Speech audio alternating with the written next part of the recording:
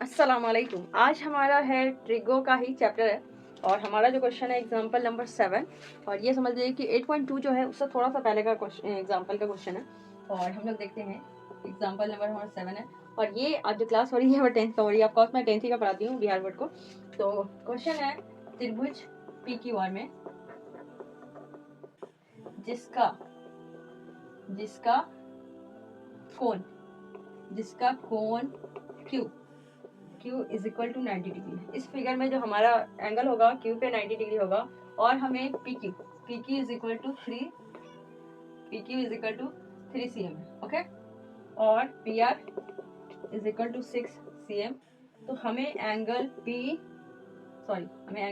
QPR और angle PRQ हमें ये निकालना। मतलब हमारा ट्रायंगल है, ट्रायंगल PQR में जिसका कोण Q is equal to 90 degree है, PQ इज इक्वल टू 3 है और PR इज इक्वल टू 6 है। तो हमें एंगल QPR और एंगल PRQ, ठीक है। मतलब इसमें हमें P एंगल निकालना है, इसमें R निकालना, Q तो हमारे पहले से ही दिया हुआ है, राइट। ये हमें इस क्वेश्चन में यही करना है, इतना ही छोटा सा काम है। तो सबसे पहली बात कि हम फिगर बना लें ट्रायंगल के वैल्यू के अकॉर्डिंग। इतना रफ मेरा हैंड फ्री चल रहा। ये हमारा हो गया थोड़ा सा 90 डिग्री। जब ज्यादा गड़बड़ हो जाए ना तो जिंदगी में ना, तो अपने ही किए पे पानी फेर देना चाहिए, राइट। हाँ ठीक है। तो ये हमारा ट्रायंगल हो गया। अब हमारा Q पे 90 डिग्री है तो ये हम 90 कर दिए और हम P को कहीं पे भी रख सकते हैं, यहाँ पे P और यहाँ पे R, PQR। अब हमारा क्वेश्चन में क्या बोला है कि PQ क्या है 3 है और PR, ओहो तो मैं इधर कर देती हूँ थोड़ा सा, इधर लाइनिंग भी तो छोटी है ना, यहाँ पे P यहाँ पे R। तो हम देख रहे हैं क्या कि हमारा PQ 3 है तो ये छोटा लाइन हो गया और PR क्या है राइटिंग, ठीक है। और हमारा PR क्या है 6 है, ठीक है। अब हमारा ये दोनों पता है। अब हमें ये एंगल और ये एंगल निकालना है। क्वेश्चन इतना सही है, बहुत इजी क्वेश्चन है। बोला है क्वेश्चन क्या है, क्वेश्चन नंबर 6 है एग्जांपल का। त्रिभुज PQR में जिसका कोण Q, मतलब हमें Q दिया हुआ है, Q is equal to angle Q is equal to हमें 90 डिग्री दिया हुआ है तो 90 हो गया। और PQ का वैल्यू 3 दिया हुआ है, PQ का वैल्यू 3 और PR का वैल्यू PR, हाँ सॉरी PR है ना, ये हाइपोटेनस होगा। तो हमारा PR का वैल्यू 6 दिया हुआ है। तो हमें निकालना है क्या कि एंगल इसका और इसका एंगल का वैल्यू निकालना, हमें साइड ही निकालना। तो सबसे पहली बात कि हम एक हमारा समझ लो कि ये साइड दिया हुआ और एक ये दिया हुआ, तो हम दो क्या कर सकते हैं। तो सबसे पहली बात कि ये एंगल निकालना है हमें, अगर ये एंगल निकालना है तो उसके लिए हम क्या डाल सकते हैं कि हम कॉस डाल सकते हैं। अगर हम कॉस P करेंगे, कॉस P इस फिगर के अकॉर्डिंग, इस एंगल P के according cos P is equal to हमारा होगा PQ बाई PR,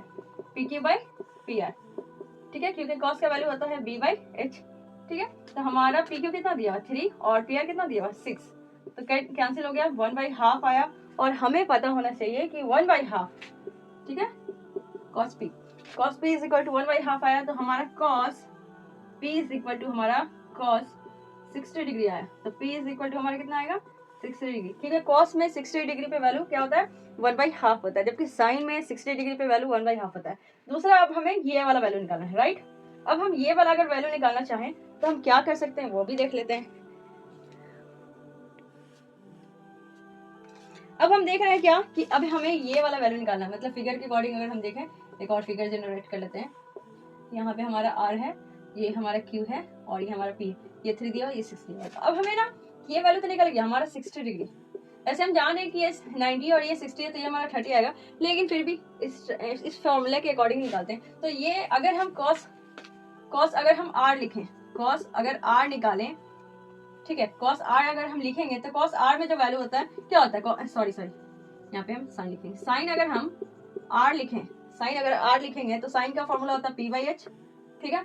P हमारा पहले से ही समझ लो दिया हुआ है, P मतलब ये तो 3 होगा और H हमारा 6 हो जाएगा और यहाँ पे हमारा साइन होगा R।